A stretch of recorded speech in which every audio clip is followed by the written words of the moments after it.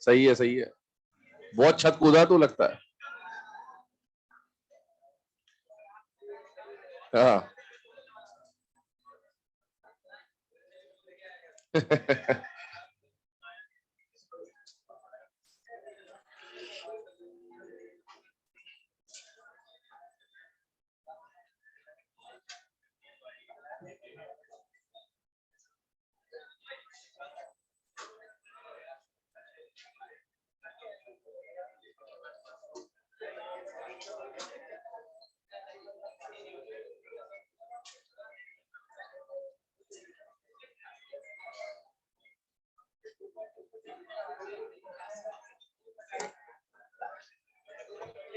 चलो बेटा ना, लास्ट क्लास में हम लोगों ने जेड इफेक्टिव और स्क्रीनिंग इफेक्ट के बारे में डिस्कशन किया था। जेड इफेक्टिव में कुछ क्वेश्चन आपको लास्ट में लिखा दिए थे, दिखा देने एक बार कौन कौन से। 2-3 क्वेश्चन हो गए थे। एस हो गया था, विच ऑफ द फॉलोइंग हो गया था, एक्स हो गया था। ठीक है, एक आध क्वेश्चन और देख लेते हैं इसमें। क्वेश्चन लिखिएगा, if Z effective of sodium is x, if Z effective of sodium is X, then determine the Z effective of calcium. If Z effective of sodium is X, then determine the Z effective of calcium.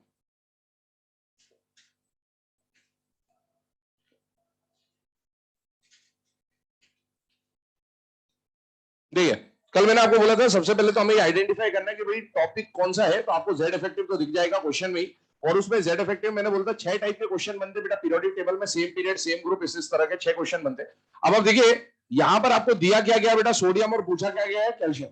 ये जो question है ये 2 adjacent period और 2 adjacent group वाला question है। और आप देखिए कल हमने एनोमलस बिहेवियर के बारे में बात करी थी थोड़ी बहुत, बताते एनोमलस बिहेवियर आपको।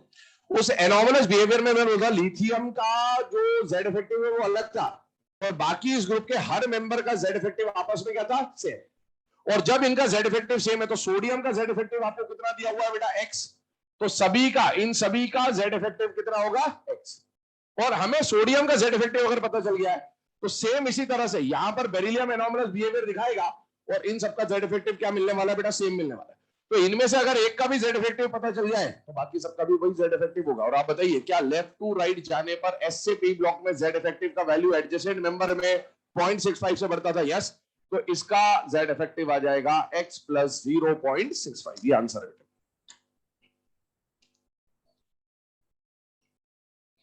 तो आपको सोडियम देकर चाहे कैल्शियम पूछ ले, सोडियम देकर चाहे स्ट्रोंशियम बेरियम कुछ भी पूछ ले, आंसर यही रहने वाला है। सोडियम के बदले चाहे पोटेशियम देकर इनमें से कुछ भी पूछ लेता, magnesium, calcium, strontium, barium, answer यही आने वाला है। अगर वो एक्स है तो इधर वाले मेंबर्स का x प्लस 0.65 वैल्यू मिलने वाली है। चले आगे बढ़ते हैं अब इसमें। ये तो जेड इफेक्टिव के बारे में जो डिस्कशन करना था हमने वो कर लिया। अब जेड इफेक्टिव के बाद आज जो हम लोग टॉपिक स्टार्ट कर रहे हैं दैट इज एटॉमिक रेडियस। अब यहां से हम एटॉमिक प्रॉपर्टीज के बारे में डिस्कशन करना स्टार्ट कर रहे हैं, और उनमें सबसे पहली प्रॉपर्टी को हम लोग पढ़ रहे हैं दैट इज एटॉमिक रेडियस।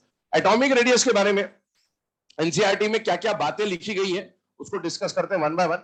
सबसे पहली बात, जब किसी सर्कल का रेडियस बेटा हम लोगों को निकालना होता है तो हम लोग क्या पढ़ते हैं कि सेंटर ऑफ द सर्कल से जो आउटर मोस्ट शेल है, आउटर मोस्ट शेल का सर्कमफ्रेंस जो है वहां तक का अगर हम डिस्टेंस निकाल लें, आउटर बाउंड्री तक का डिस्टेंस निकाल लें, तो इस डिस्टेंस को क्या बोला जाता है बेटा, रेडियस।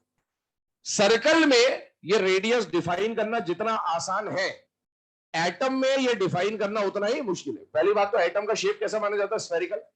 तो स्फीयर में भी अगर आप इसको 3D मान लें थोड़ी देर के लिए, तो उसके अंदर रेडियस तो निकाला जा सकता है, लेकिन रेडियस निकालने के लिए आपको एक तो सेंटर की जानकारी होनी चाहिए, और एक को आपको आउटर मोस्ट शेल या आउटर मोस्ट डिस्टेंस की जानकारी होनी चाहिए। जब हम एटम की बात करते हैं तो एटम में जो सेंटर होता है, सेंटर कैसे पता चलेगा, न्यूक्लियस। न्यूक्लियस का जो सेंटर होगा उसको हमने एटम का क्या मान लिया बेटा, सेंटर मान लिया। लेकिन ये जो आउटर मोस्ट शेल होता है ना, इसको डिफाइन कर पाना एटम में बहुत मुश्किल है। क्यों मुश्किल है, उसके लिए 2 बातें लिखता है एनसीईआरटी। पहली बात लिखता है कि size of atom is very small. पहली बात, एटम का साइज बहुत छोटा होता है, और इसीलिए उसको एग्जैक्टली या बहुत ही कंफर्म तरीके से मेजर कर पाना बहुत मुश्किल है। और दूसरी बात एनसीईआरटी ये लिखती है कि atoms do not have any sharp boundary. मतलब अकेले एटम की बाउंड्री बता पाना बहुत मुश्किल। आप पढ़ते हो कि भाई जो इलेक्ट्रॉन होते हैं माइक्रोस्कोपिक पार्टिकल होते हैं, नेचर शो करते हैं दो तरह के, पार्टिकल नेचर और वेव नेचर।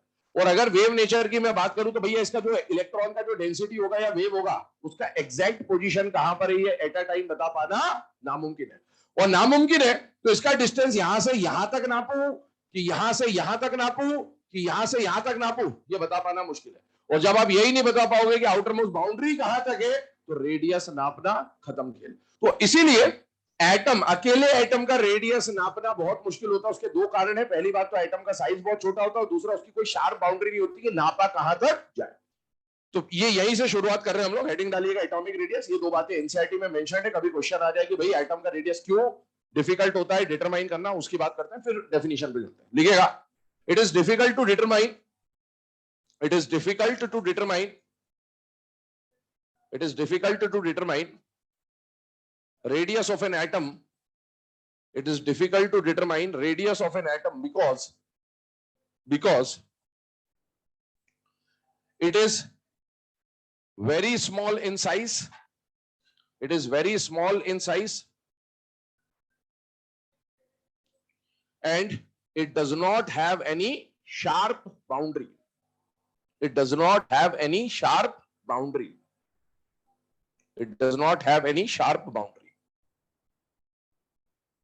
ठीक है, तो ये दो कारणों से एटम का रेडियस निकालना बहुत मुश्किल हो जाता है। दूसरी बात सुनिएगा, पीरियोडिक टेबल में जो 118 एलिमेंट्स हैं उनमें जो ज्यादातर एटम्स हैं वो आपको नेचर में अकेले नहीं मिलेंगे। किस फॉर्म में मिलेंगे? बॉन्डेड फॉर्म में मिलेंगे। दो तरह से एटम मिलता है, या तो बॉन्डेड फॉर्म में या नॉन बॉन्डेड फॉर्म में। जनरली जो इनर्ट गैस है वो आपको नॉन बॉन्डेड फॉर्म में मिलेंगी, लेकिन इनर्ट गैस के अलावा जो भी एलिमेंट होते हैं वो ज्यादातर आपको किस फॉर्म में मिलेंगे? बॉन्डेड। तो एटम जब अकेला मिल ही नहीं रहा है, एटम तो किसी के साथ जुड़ा हुआ मिल रहा है, तो फिर इसकी बाउंड्री बता पाना थोड़ा मुश्किल हो जाता है, क्योंकि बीच में कहीं ना कहीं इलेक्ट्रॉन डेंसिटी आपस में क्या हो जाएंगी बेटा? ओवरलैप हो जाएंगी या मर्ज हो जाएंगी, इस तरह की बात आती है। तो फिर एटॉमिक रेडियस को डिफाइन कैसे किया जाता है? तो डिफाइन करने का तरीका समझिएगा। सपोज आपने ये एक एटम लिया ए और ये एक और एटम लिया ए, ये इस एटम ए का सेंटर है, इस एटम ए का सेंटर है। हम लोग फिलहाल में जब रेडियस पढ़ रहे हैं अभी, तो हम लोग इंटरन्यूक्लियर डिस्टेंस निकालेंगे और इंटरन्यूक्लियर डिस्टेंस निकालने के लिए हमें दो एटम चाहिए होंगे और वो दोनों एटम हम लोग बाय डिफॉल्ट सेम कंसीडर करके चल रहे होंगे। ऐसा जरूरी नहीं है कि दोनों एटम हमेशा सेम हो, दोनों एटम अलग अलग भी हो सकते हैं, लेकिन फिलहाल के लिए जब तक हम इलेक्ट्रोनेगेटिविटी तक नहीं पहुंच जाते हैं तब तक हम दोनों एटम को क्या मान के चलेंगे बेटा? सेम। क्योंकि आगे जाकर एक फॉर्मूला आपने पढ़ भी रखा होगा, स्टीवेंसन शूमेकर फॉर्मूला बोला जाता है। तो जब दो डिफरेंट एटम, हेटेरो एटम्स के बीच में इंटरन्यूक्लियर डिस्टेंस निकालना होता है, वहां पर स्टीवेंसन शूमेकर काम में आता है फॉर्मूला, और उसमें डेल्टा ईएन की जरूरत होती है। और अभी जब तक हम ईएन नहीं पढ़ लेते तो हम सेम एटम लेके चलेंगे, क्योंकि इसमें ईएन डिफरेंस क्या हो जाएगा बेटा? 0। आइए, दो सेम एटम आपको लेने हैं, रेडियस का कैलकुलेशन कैसे होता है वो समझिए। दो सेम एटम लेने हैं और दो सेम एटम का आपको क्या निकालना है बेटा? इंटर न्यूक्लियर डिस्टेंस निकालना है। इंटर न्यूक्लियर डिस्टेंस को हम लोग रिप्रेजेंट करेंगे बाय DAA। ये जो DAA यहां पर मेंशन किया जा रहा है, this will be known as inter nuclear distance, या फिर इसी को केमिकल बॉन्डिंग में हम लोग क्या बोलते हैं बेटा? बॉन्ड है। ये जो इंटर न्यूक्लियर डिस्टेंस निकला है, इस इंटर न्यूक्लियर डिस्टेंस को जब हम हाफ कर देंगे तो जो वैल्यू निकल के आएगी उसको हम लोग क्या डिफाइन करेंगे? एटॉमिक रेडियस या radius of an atom A. देखो क्या किया अपन ने, ये इंटर न्यूक्लियर डिस्टेंस निकाला और इस इंटर न्यूक्लियर डिस्टेंस को हम लोग क्या कर देंगे बेटा? हाफ कर देंगे। वो जो हाफ वैल्यू आ रही होगी उसी को क्या बोला जाएगा? Atomic radius. डेफिनेशन बोल रहा हूं, पहले इसके बारे में लिखिएगा। एटॉमिक रेडियस की डेफिनेशन लिख रहे हैं, ठीक है? वन हाफ का मतलब 1.5 मत समझना। 1/2 का मतलब क्या है? जब आपने इसको डिवाइड किया तो दो हाफ मिल गए, ये पहला हाफ, ये दूसरा हाफ। दो हाफ में से किसी एक हाफ की बात की जा रही है ना, लिखते ऐसे ही है, लैंग्वेज इसकी यही होती है। 1/2 नहीं है, 1/2 है ना, कोई एक आधा हिस्सा ले लिया आपने। 1/2 of the internuclear distance, 1/2 of the internuclear distance between two similar, 1/2 of the internuclear distance between two similar adjacent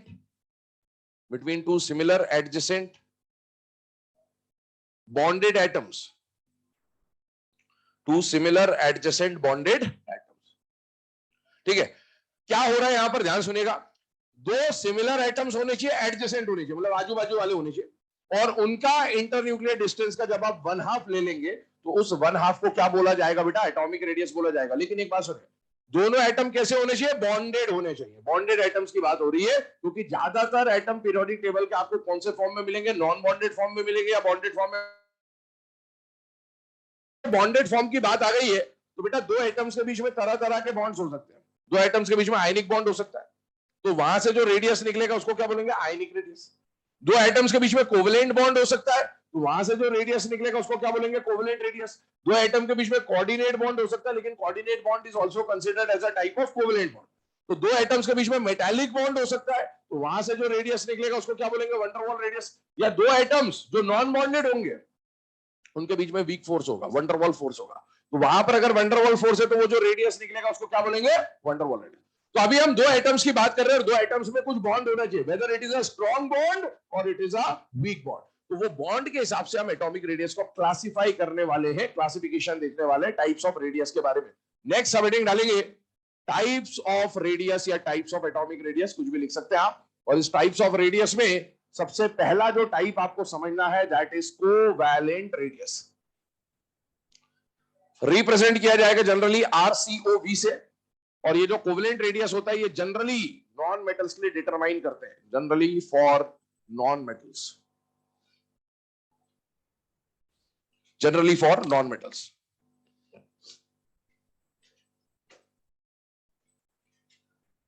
अब देखिए नॉन मेटल्स के लिए जब हम बात कर रहे हैं कोवेलेंट रेडियस की, तो पहले तो इसकी डेफिनेशन के ऊपर थोड़ा सा ध्यान दें।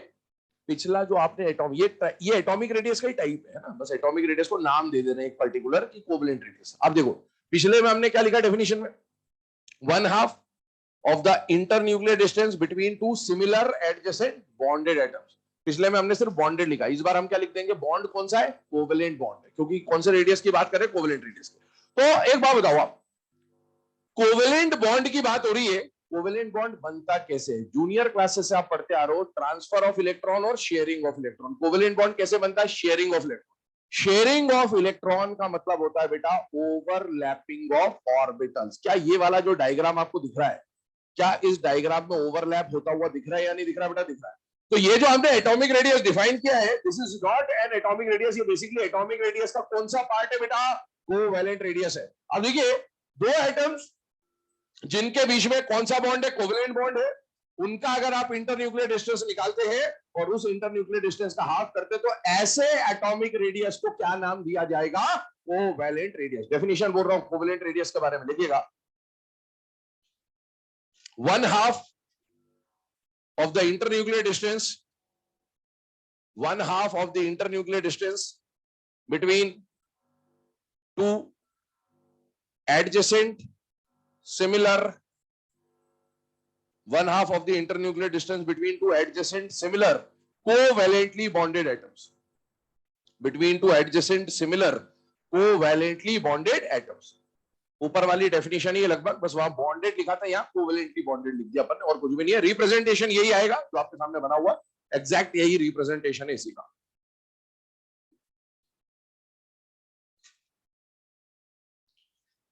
कोवेलेंट बॉन्ड निकाला जाएगा या कोवेलेंट रेडियस निकाला जाएगा जनरली नॉन मेटल्स के लिए। क्यों नॉन मेटल्स के लिए निकाला जाएगा? आपको पता होना चाहिए कि कोवेलेंट बॉन्ड ओवरलैपिंग या शेयरिंग से बनता है, और आपने सुन रखा होगा कि अगर एक मेटल और एक नॉन मेटल का बॉन्ड होता है तो जनरली वो आयनिक होता है। लेकिन नॉन मेटल और नॉन मेटल का बॉन्ड कौन सा होता है बेटा? कोवेलेंट। कोवेलेंट बॉन्ड जनरली कौन बनाते हैं? नॉन मेटल और नॉन मेटल बनाते हैं। और क्योंकि ये बॉन्ड जनरली नॉन मेटल्स बनाते हैं, इसीलिए ये रेडियस भी जनरली किसके लिए निकाला जाएगा? नॉन मेटल्स के लिए निकाला जाएगा, क्योंकि हम उसी का इंटरन्यूक्लियर डिस्टेंस नाप रहे होंगे, तो ये नॉन मेटल्स के लिए यूज करते हैं। अब इसमें एक बात और सुनिए, जब हम कोवेलेंट रेडियस की बात कर रहे हैं तो एनसीईआरटी में इसके बारे में एक और टर्म दे रखी है, वो टर्म है SBCR। SBCR का मतलब होता है सिंगल बॉन्डेड कोवेलेंट रेडियस।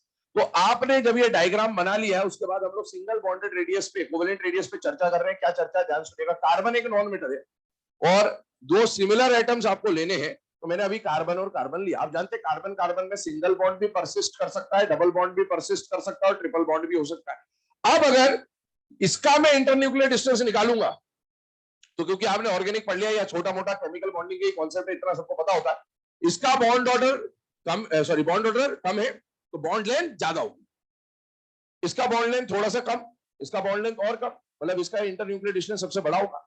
इसका इंटरन्यूक्लियर डिस्टेंस थोड़ा सा छोटा होगा, इसका इंटरन्यूक्लियर डिस्टेंस और छोटा, और जब आप उसका हाफ करोगे तो बेटा इसकी बॉन्ड लेंथ सबसे बड़ी आएगी, इसकी बॉन्ड लेंथ छोटी आएगी, इसकी बॉन्ड लेंथ छोटी आएगी। या ऐसा बोल दूं कि इससे जब आप कार्बन का रेडियस निकालोगे तो यहां पर कार्बन का रेडियस बड़ा आएगा, यहां छोटा आएगा, यहां और छोटा आएगा। एक ही एटम के 3 अलग रेडियस निकाल।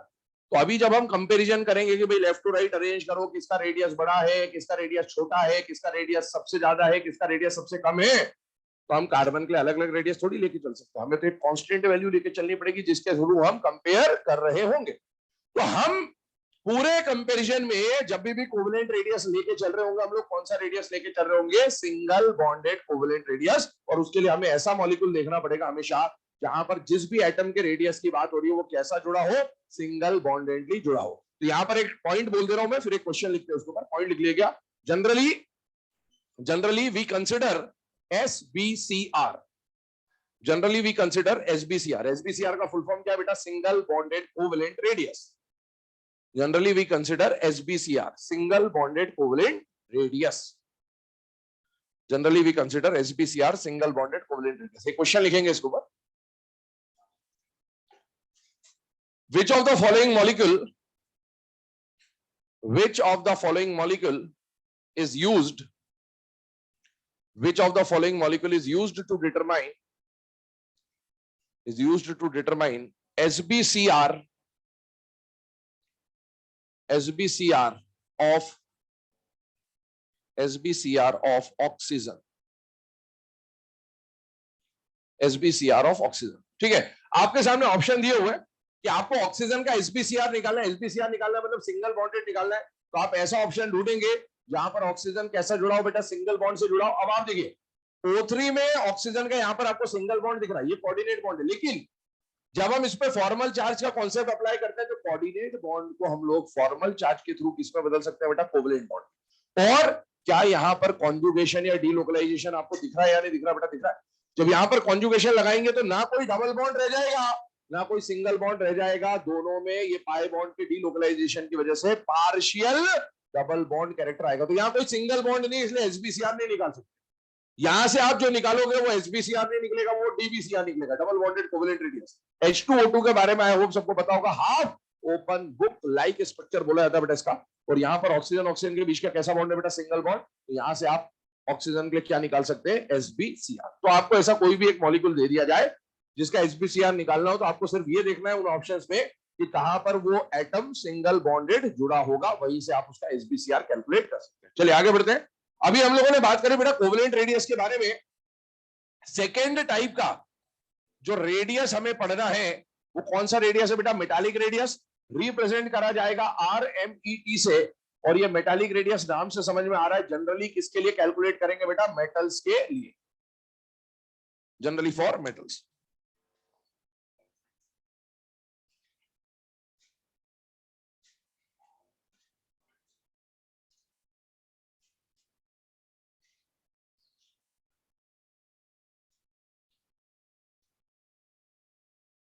अब देखिए मेटालिक रेडियस के लिए पहले मैं डेफिनेशन आपको लिखा देता हूं, फिर आगे बढ़ते हैं। लिखिएगा डेफिनेशन। अभी जो ऊपर वाला ये लिखा ना हमने कोवेलेंट रेडियस, उसमें हमने क्या लिखा? Covalent bonded.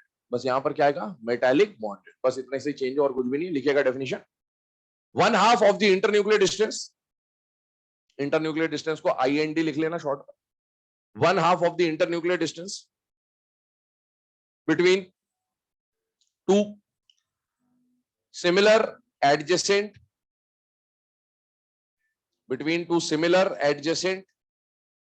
metallic bonded atoms, between two similar adjacent metallic bonded atoms, between two similar adjacent metallic bonded atoms। अब 2 मिनट के यहां पर ध्यान दीजिएगा।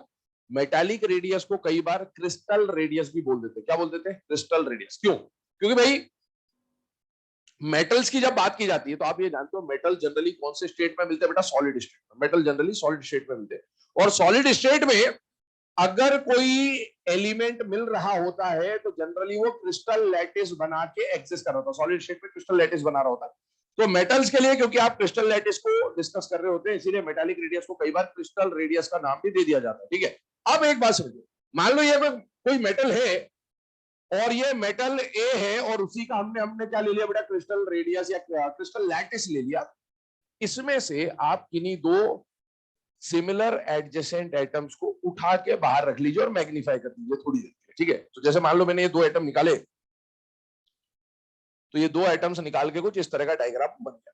अब जब इसमें हम लोग देख रहे हैं तो पहला एटम ए, उसका न्यूक्लियस, दूसरा एटम ए, उसका न्यूक्लियस, ये ए और ए हो गया। और हमें यहां पर दो जो एटम्स मिल रहे हैं, मेटल और मेटल, जैसे हमने यहां बोला था नॉन मेटल के बीच में कौन सा बॉन्ड होता है, कोवलेंट।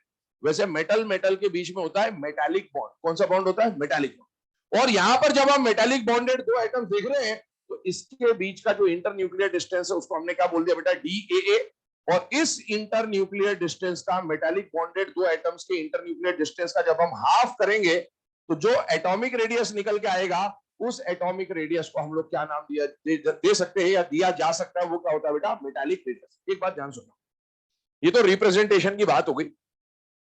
जनरली जब कोवेलेंट रेडियस की बात होती है या कोवेलेंट बॉन्ड की बात होती है, कोवेलेंट बॉन्ड कैसे बनता है, ओवरलैपिंग से। मेटालिक बॉन्ड में आपने देखा होगा जनरली बाउंड्रीज टच करके दिखाते हैं। ये जरूरी नहीं कि हमेशा टच करे, हो सकता है थोड़ा बहुत ओवरलैप भी कर जाए, हो सकता है सिर्फ टच हो रही हो सकता है थोड़ा दूर भी रह सकता है। वो तो मेटालिक बॉन्ड की स्ट्रेंथ पे डिपेंड करेगा। मेटालिक बॉन्ड जितना स्ट्रांग होगा तो ओवरलैप भी हो सकता है, मेटालिक बॉन्ड वीक हुआ तो बाउंड्रीज टच भी हो सकती है, और मेटालिक बॉन्ड और वीक हुआ तो बाउंड्रीज दूर भी हो सकती है। लेकिन हाँ, एक जनरल रिप्रेजेंटेशन ऐसा बना देते हैं कि बाउंड्रीज दोनों की क्या हो रही होती है, टच हो रही होती है। एक और बात समझे, मेटालिक बॉन्ड की जब मैं बात करूं, अभी हम इसको टच कर देते हैं लगभग। मेटालिक बॉन्ड की अगर हम लोग बात करें तो मेटालिक बॉन्ड होता क्या है, पहले वो समझने की कोशिश कर लेते हैं कि मेटालिक बॉन्ड बनता कैसे। मान लो ये मैंने सोडियम लिया और ये अगला सोडियम लिया, और ये दो सोडियम के हमने क्या बना दिया बेटा, एटम्स बना दिए, एडजेसेंट एटम्स बना दिए। सोडियम का ये न्यूक्लियस है, सोडियम का ये न्यूक्लियस है, और सोडियम के पास आउटर मोस्ट शेल में एक इलेक्ट्रॉन है, एक इलेक्ट्रॉन। एक बात समझना, सोडियम की फिलिंग करिए 2, 8 और 1, 2, 8 और 1। ये जो पार्ट आ रहा है आउटर मोस्ट शेल को छोड़कर, वैलेंस शेल को छोड़कर, इसको बोला जाता है कोर। क्या बोलते हैं, कोर। कोर जो होता है ना मेटल का, वो पॉजिटिवली चार्ज होता है। कैसा होता है, पॉजिटिवली चार्ज। कैसे हो गया पॉजिटिवली चार्ज, प्रोटॉन की क्वांटिटी इलेक्ट्रॉन से ज्यादा है, क्योंकि आपने आउटर मोस्ट शेल के इलेक्ट्रॉन को छोड़ रखा है, तो प्रोटॉन ज्यादा है इलेक्ट्रॉन की तुलना में। यहां पर सोडियम में कितने प्रोटॉन है, 11, और इलेक्ट्रॉन कितने लिए, 10, तो पॉजिटिव चार्ज आएगा। यहां पर भी इसका जो कोर होगा उसमें कौन सा चार्ज होगा, पॉजिटिव। अब मेटालिक बॉन्ड बनता कैसे, ये जो पहला मेटल का कोर है ये सामने वाले के इलेक्ट्रॉन को अट्रैक्ट करेगा, और ये जो दूसरा मेटल का कोर है ये सामने वाले के इलेक्ट्रॉन को अट्रैक्ट करेगा। ये जो अट्रैक्शन है इसी को हम लोग क्या बोल रहे होते हैं बेटा, मेटालिक बॉन्ड बोल रहे होते हैं। ठीक है, तो मेटालिक बॉन्ड कैसे बनता है, कोर और इलेक्ट्रॉन के बीच का जो अट्रैक्शन होता है उसको मेटालिक बॉन्ड बनता है। हम लोग जनरली इस तरह से रिप्रेजेंट कर देते हैं। हो यही रहा है कि इसका न्यूक्लियस है, इसका कोर इसके इलेक्ट्रॉन को अट्रैक्ट कर रहा है, इसका न्यूक्लियस है, इसका कोर इसके इलेक्ट्रॉन को अट्रैक्ट कर रहा है। इस तरह से बात आ गई। अब मेटालिक रेडियस और कोवेलेंट रेडियस का कंपैरिजन समझिएगा।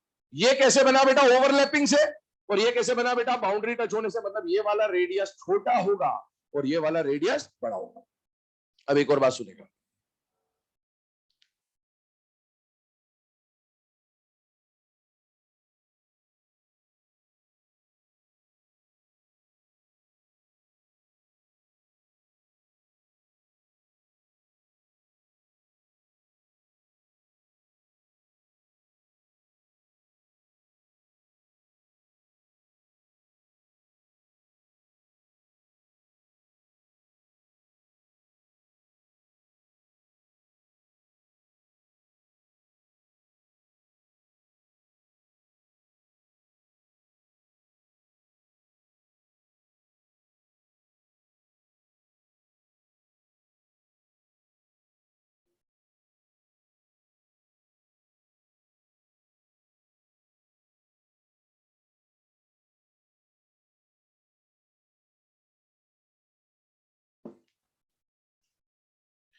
नेक्स्ट पॉइंट क्या आ रहा है यहां पर देखेंगे ध्यान से।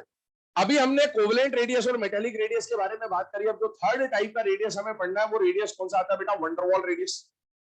अब वंडरवॉल्स रेडियस की अगर हम लोग बात करें तो वंडरवॉल रेडियस का फॉर्मूला होता है, या रिप्रेजेंटेशन की अगर हम लोग बात करें तो रिप्रेजेंटेशन होता है RVWR। ये जो रेडियस है ये कैलकुलेट होगा generally for inert gases, non bonded atoms के लिए निकालते हैं। तो जनरली फॉर इनर्ट गैस या जनरली फॉर नॉन मेटल्स भी निकाल सकते हैं, लेकिन हम लोग इसको यूज कर रहे होंगे हमारे सिलेबस में इनर्ट गैसेस के लिए। पहले ये लिखे आप, इसके बाद इस पर डिस्कशन करते हैं, डेफिनेशन बोलता हूं, फिर कैसे क्या कैलकुलेट होता है वो भी देखते हैं।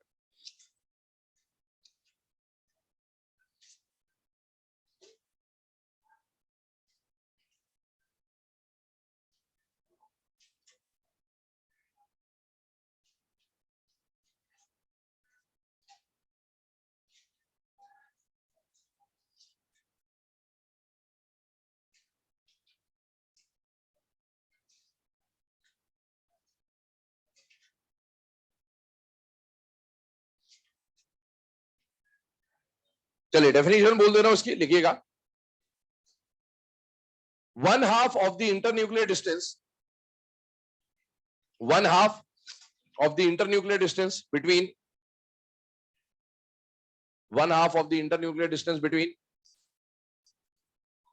two similar adjacent non-bonded atoms, two similar adjacent non-bonded atoms in solid state, two similar adjacent non-bonded atoms in solid state। चलिए अब इसके डेफिनेशन को समझने की कोशिश करिएगा। वंडरवॉल रेडियस में बेटा सबसे खास बात यह है कि ये कैलकुलेट किया जाएगा किसके लिए, नॉन बॉन्डेड एटम्स के लिए। और कौन से स्टेट में कैलकुलेट करेंगे बेटा, सॉलिड स्टेट में। दोनों पे अभी बात करते हैं वरना। पहली बात मैंने आपको क्या बोला कि पीरियोडिक टेबल के जो 118 एलिमेंट्स है उसमें से इनर्ट गैस जनरली आपको नॉन बॉन्डेड मिलती है और बाकी सारे एटम जनरली क्या मिलते हैं बेटा, बॉन्डेड। तो बाकी सारे जो एटम है या तो वो कोवलेंट बॉन्ड से जुड़े होंगे या फिर वो मेटालिक बॉन्ड से जुड़े होंगे या फिर वो आयनिक बॉन्ड से जुड़े होंगे। अभी आयनिक रेडियस इसके बाद देखेंगे। लेकिन जो इनर्ट गैसेस होती है वो ट्रू कंपाउंड्स का फॉर्मेशन नहीं करते। Helium, neon, argon do not, या no true compounds of helium, neon and argon have been discovered here. तो अब देखिए कि जब वो ट्रू कंपाउंड नहीं बनाते जनरली तो वो कैसे मिल रहे हैं बेटा, नॉन बॉन्डेड फॉर्म। अब अगर नॉन बॉन्डेड फॉर्म में मिल रहे हैं तो सपोज ये पहली इनर्ट गैस है ए और सपोज ये दूसरी इनर्ट गैस है ए, दोनों सेम इनर्ट गैस ली और इनर्ट गैस के बीच में कोई बॉन्ड नहीं होता, ना कोई आयनिक बॉन्ड होता है, ना कोई कोवलेंट बॉन्ड होता है, ना कोई मेटालिक बॉन्ड होता है, ना कोई कोऑर्डिनेट बॉन्ड। तो इन दोनों के बीच में, जिनके बीच में कोई स्ट्रॉन्ग फोर्स ऑफ अट्रैक्शन नहीं है, उनके बीच में एक वीक फोर्स ऑफ अट्रैक्शन हमेशा हुआ करता है।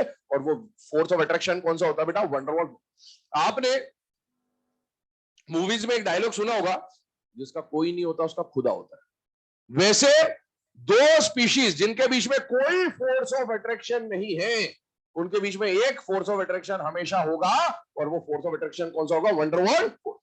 अब मान लीजिए इन दोनों के बीच में वंडरवॉल फोर्स है, ये तो है क्या है, ये गैसेस तो है।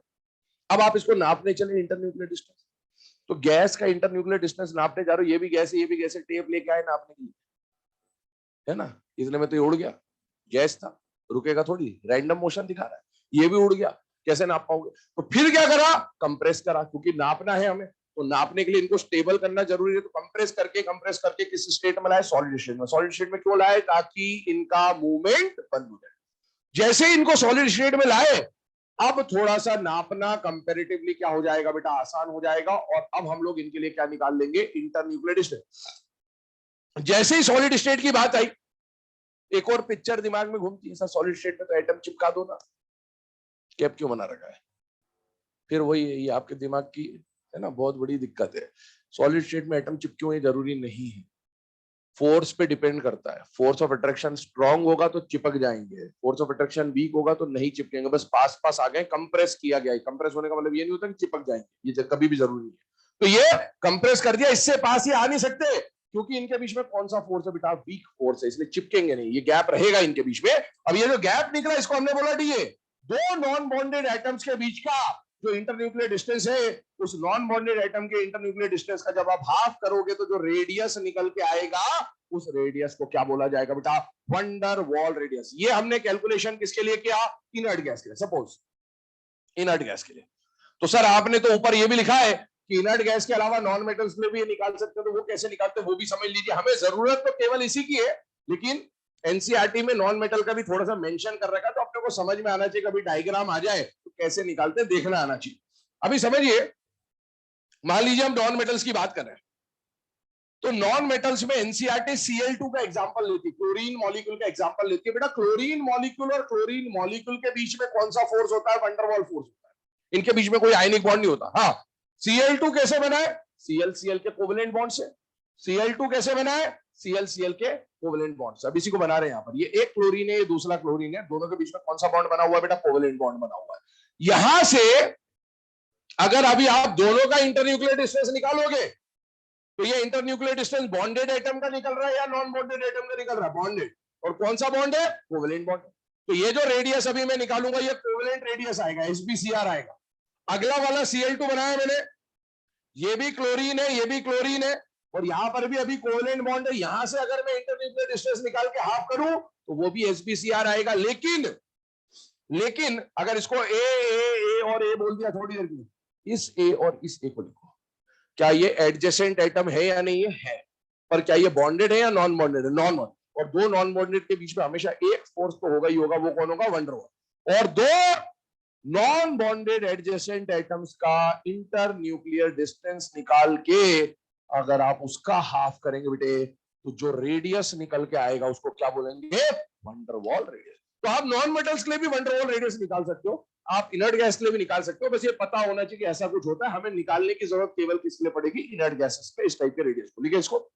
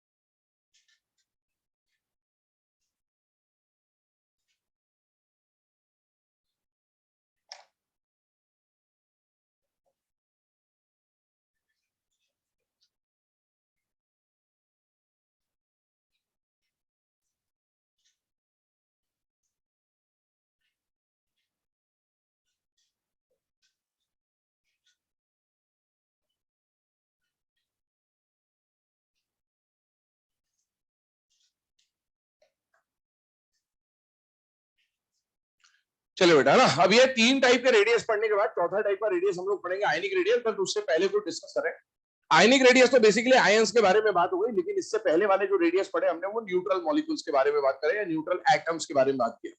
अभी आप देखिए वंडरवॉल रेडियस जो निकल रहा है, इधर ध्यान देना 2 मिनट, जो वंडरवॉल रेडियस निकल रहा है इधर ध्यान देना, ये वाला जो इंटर न्यूक्लियर डिस्टेंस है इसका जब हाफ किया तो हमने क्या बोला बेटा? Van der Waals radius. और इस वाले को जब मैं हाफ करता तो उसको हम लोग क्या बोलते हैं? कोवेलेंट। ये और ये डिस्टेंस जब देखा जाता है ना, तो ये वाला डिस्टेंस लगभग इसका डबल होता है, लगभग इसका डबल होता है। तो यही बात यहां पर लिखी गई है कि van der Waals radius is approximately double of covalent radius. दूसरी बात, 3 टाइप के रेडियस पड़े, कोवेलेंट, मेटालिक और वंडरवॉल। इतना मेरे हिसाब से समझ में आता है कि कोवेलेंट रेडियस में क्या हो रहा था? ओवरलैपिंग, तो डिस्टेंस कम होगा। मेटालिक बॉन्ड में बाउंड्रीज क्या हो रही थी? टच। देखिए ये इंटरन्यूक्लियर डिस्टेंस, देखिए कोवेलेंट में ओवरलैपिंग हो रही है, इंटरन्यूक्लियर डिस्टेंस कम है। मेटालिक बॉन्ड में बाउंड्रीज टच हो रही है, इंटरन्यूक्लियर डिस्टेंस ज्यादा है। और वंडरवॉल रेडियस में ये और दूर है तो इंटरन्यूक्लियर डिस्टेंस और भी ज्यादा है। तो जिसका इंटरन्यूक्लियर डिस्टेंस ज्यादा है उसका जब हाफ करोगे तो ज्यादा ही रहेगा, जिसका इंटरन्यूक्लियर डिस्टेंस कम है उसका हाफ करोगे तो कम ही रहेगा। इसीलिए कोवेलेंट, मेटालिक और वंडरवॉल रेडियस का जो ऑर्डर आ जाएगा, सबसे छोटा कौन सा रेडियस होता है? कोवेलेंट, उससे बड़ा कौन होता है? मेटालिक, और सबसे बड़ा कौन होता है बेटा? Van der Waals radius. आगे बढ़ते हैं आयनिक रेडियस की तरफ। आयनिक रेडियस को कैसे डिफाइन करेंगे? तो भाई यहां पर जब केटायन और एनायन के बीच में, आयनिक बॉन्डेड केटायन और एनायन का जब आप इंटरन्यूक्लियर डिस्टेंस निकालेंगे, उसको हाफ करेंगे, तो जो रेडियस आपको मिल रहा होगा उसको क्या बोला जाएगा बेटा? Ionic radius. लेकिन आयनिक रेडियस में मेनली हमें 2 टाइप से इसको क्लासिफाई करना है। एक तो कैटाइनिक रेडियस और एक एनायनिक रेडियस। आपने दो लाइनें सुनी होगी, size of cation is always greater than the parent atom, sorry size of cation is always smaller than the parent atom and size of anion is always larger या greater than the parent atom. उसकी तरफ move कर रहे हैं यहां पर, ध्यान दीजिएगा। कैटायन की बात कर रहा हूं बेटे, जूनियर क्लासेस में जब आप नर्सरी में सबसे पहली बार आयनिक बॉन्ड के बारे में पढ़ते हो तो वहां पर आपने पढ़ा होता है NaCl, ठीक है, आप सबसे पहली बार यही पढ़ते हो, ठीक है, वो नर्सरी है जो 6-7 पढ़ते हो तुम लोग, नर्सरी कुछ नहीं है, ठीक है। यहां पर आप देखिए NaCl की बात कर रहे हैं, सोडियम हो गया कैटायन और क्लोराइड हो गया एनायन। अब एक बात समझना, ये जो सोडियम हमने कैटायन लिखा है, ये कैटायन बना किससे होगा? इसका पेरेंट एटम कौन है बेटा? सोडियम का न्यूट्रल एटम, न्यूट्रल एटम को हम लोग पेरेंट एटम बोलते हैं। और ये जो Cl- है ये क्या है? एनायन, और इस एनायन का पेरेंट एटम कौन होगा बेटा? Cl। न्यूट्रल वाले एटम को पेरेंट बोला जा रहा है, बाकी अगर कैटायन है तो कैटायन, एनायन है तो एनायन। अब एक बात बताइए, कल हम लोगों ने 6 टाइप के क्वेश्चंस के बारे में बात करी थी, उन 6 में मैंने एक टाइप बताया था different species of same element. क्या ये different species of same element है या नहीं है? क्या ये भी different species of same element है या नहीं बेटा? है। और मैंने आपको चीख चीख के बोला था कि जब भी आइसो इलेक्ट्रॉनिक स्पीशीज आ जाए और different species of same element आ जाए, एक ही जगह निगाह जानी चाहिए, वो है Z effective directly proportional to positive charge, inversely proportional to, ना इसके इधर देखना है ना उसके उधर देखना है। अगर आपने इधर उधर का दिमाग लगाया, अगले साल आप फिर मिलेंगे यहाँ पर, उसकी मेरी गारंटी नहीं है, ठीक है ना? ध्यान रखिएगा, जब भी different species of same element आएंगे, एक ही फॉर्मूला, एक ही कॉन्सेप्ट काम में आएगा, Z effective directly proportional to positive charge, inversely proportional to negative charge. इधर देखिए, यहां पर अगर इन दोनों का Z effective नापना हो तो जिसपे पॉजिटिव चार्ज ज्यादा, Z effective ज्यादा, पॉजिटिव चार्ज कम, Z effective कम, because Z effective is directly proportional to positive charge. यहां पर आइए, एक का नेगेटिव चार्ज ज्यादा और एक का नेगेटिव चार्ज कम, Z effective और नेगेटिव चार्ज डायरेक्टली या इनवर्सली? इनवर्सली, तो इसका Z effective कम और इसका Z effective ज्यादा। अब सोचिए, Z effective का रेडियस पे क्या इफेक्ट आता? कल बताया था कि Z effective क्या बताता है? न्यूक्लियस का आउटर मोस्ट शेल पे अट्रैक्शन। अगर Z effective ज्यादा है, इसका मतलब है न्यूक्लियस का आउटर मोस्ट शेल पे अट्रैक्शन ज्यादा है, और ज्यादा है तो उसको कहां बुलाएगा? पास। पास बुलाएगा तो साइज क्या हो जाएगा? कम। इसका मतलब है अगर Z effective ज्यादा है तो साइज छोटा। क्या यहां से हम लोग एक फैक्टर बना सकते हैं साइज के लिए कि Z effective and size are inversely proportional? Yes. जिसका Z effective ज्यादा उसका साइज छोटा, क्योंकि इनवर्स है, तो जिसका Z effective कम उसका साइज ज्यादा होगा। जिसका Z effective ज्यादा उसका साइज कम होगा, और जिसका Z effective कम उसका साइज ज्यादा होगा। और यहीं से तो कंक्लूजन निकलेगा कि size of cation is smaller than the parent and size of anion is larger या greater than the parent atom. पहले ये रिप्रेजेंटेशन लिखे, नोट लिखेंगे, वही 2 पॉइंट्स यहां पर।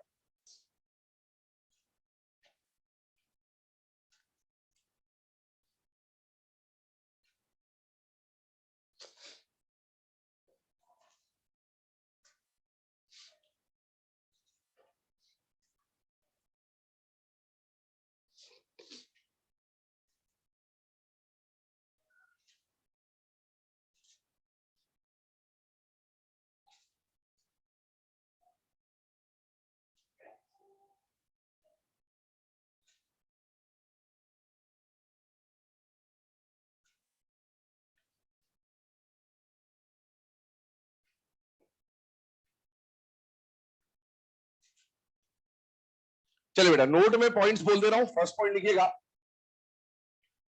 हाँ जल्दी लिख लो फटाफट।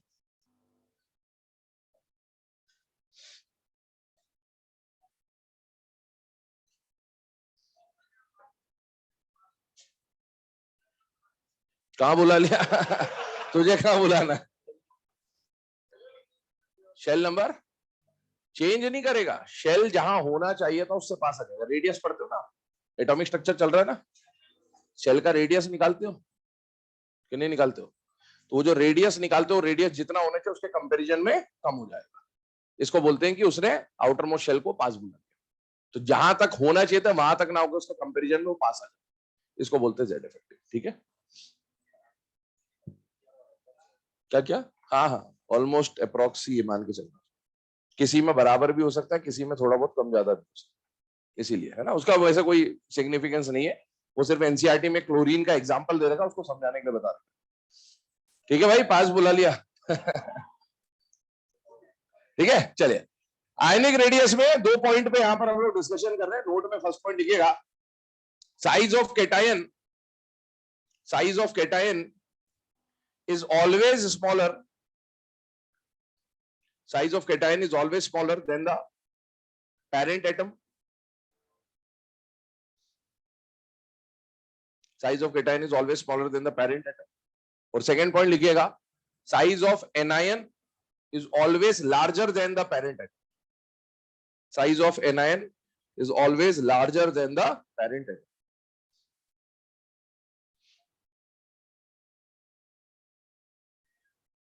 Size of anion is always larger than the parent atom. चलिए, ये तो हमने बात करी बेटा आयनिक रेडियस के बारे में और उसमें क्या क्या पॉइंट्स यहां पर आ सकते थे। अब ये जो टाइप्स ऑफ रेडियस, हमने क्या क्या क्वेश्चन फ्रेम हो सकते हैं, पहले उसकी बात कर लेते हैं, फिर हम लोग इसके फैक्टर्स और ट्रेंड्स की बात करेंगे, लेफ्ट टू राइट या टॉप टू बॉटम क्या होता है। सबसे पहला क्वेश्चन लिखिएगा इसके ऊपर, इफ राहुल गांधी कैलकुलेट्स, लिखो क्वेश्चन लिखो, तुम्हें क्या मतलब कौन कैलकुलेट कर रहा, लिखो, if Rahul Gandhi calculates,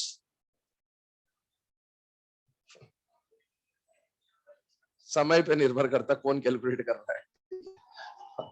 if Rahul Gandhi calculates 3 different types of radius, different types of radius for same atom, having values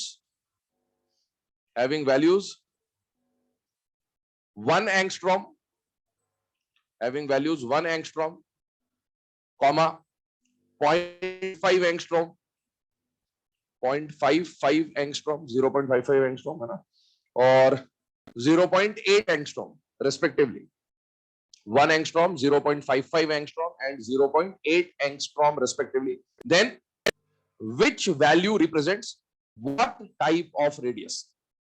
Then which value represents what type of radius? अब एक ही एलिमेंट के लिए बेटा 3 टाइप के रेडियस यहां पर डिटरमाइंड है, तो यहां पर बेसिकली आयनिक रेडियस के बारे में कुछ भी मेंशन नहीं, मतलब तीनों एटॉमिक रेडियस के टाइप में दे रखा है, मतलब एक कोवेलेंट है, एक मेटालिक है, एक वंडर वॉल है, और वैल्यूज आपको वैल्यूज देख के ये समझ में आना चाहिए कि जो सबसे छोटा वैल्यू होगा वो क्या डिफाइन करेगा बेटा, कोवेलेंट रेडियस, उससे बड़ा वैल्यू क्या डिफाइन करेगा, मेटालिक रेडियस, और सबसे बड़ा वैल्यू क्या डिफाइन करेगा, वंडर वॉल रेडियस। सबसे छोटी वैल्यू तीनों में से कौन सी है बेटा, 0.55, वो कोवेलेंट रेडियस को डिफाइन कर रहा है। उससे बड़ी वैल्यू कौन है बेटा, 0.8, वो क्या डिफाइन कर रहा है, मेटालिक रेडियस, और 1 एंगस्ट्रॉम जो है वो क्या डिफाइन कर रहा है बेटा, वंडर वॉल रेडियस। चलिए सेकंड क्वेश्चन लिखें इसके बाद,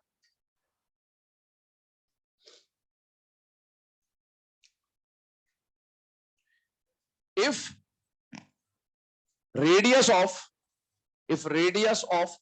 K plus and F minus, if radius of potassium cation and fluoride anion K plus and F minus are nearly same, if radius of K plus and F minus are nearly same, having values,